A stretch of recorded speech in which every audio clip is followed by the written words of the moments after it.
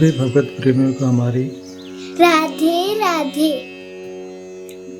मानव जीवन का सर्वोत्कृष्ट फल सत्संग श्री भक्तमाल कथा के माध्यम से हमें मिलने जा रहा है। श्री भक्तमाल कथा के प्रधान श्रोता हमारे श्री प्रिया प्रीतम जी हैं। उनके श्री चरणों में प्रणाम करते हुए आइए आज के भक्त चरित्र का श्रवण करें। महर्षि भृगु जी ब्रह्मा के मानस पुत्रों में से एक हैं। वे एक प्रजापति भी हैं। चाक्षुष मनवंतर में इनके सप्तऋषियों में गणना होती है। इनकी तपस्या का अमित प्रभाव है। दक्ष की कन्या ख्याति को इन्होंने पत्नी रूप में स्वीकार किया था। उनसे धाता विधाता नाम के 2 पुत्र और श्री नाम की एक कन्या हुई। इन्हीं श्री का पाणिग्रहण भगवान नारायण ने किया था। इनके और बहुत से पुत्र हैं जो विभिन्न मनवंतरों में सप्तऋषि हुआ करते हैं। वहरा कल्प के 10वें द्वापर में महादेव की भृगु के रूप में अवतीर्ण होते हैं। कहीं कहीं स्वयंभू मनवंतर के सप्तऋषियों में भी भृगु की गणना है।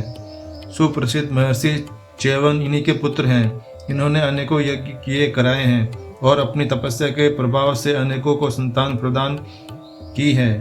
ये श्रावण और भाद्रपद 2 महीनों में भगवान सूर्य के रथ पर निवास करते हैं।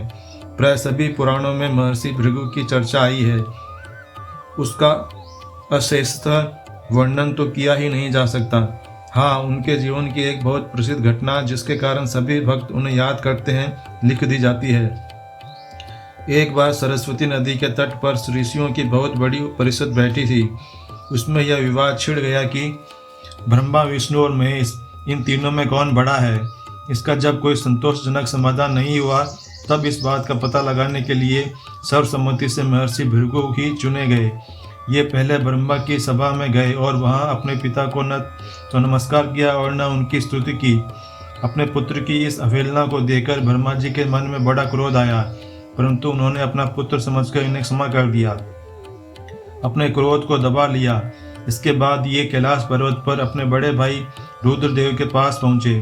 अपने छोटे भाई भृगु को आते देखकर आलिंगन करने के लिए वे बड़े प्रेम से आगे बढ़े, परंतु भृगु ने यह कहकर कि तुम उन मार्गगामी हो, उनसे मिलना अस्वीकार कर दिया।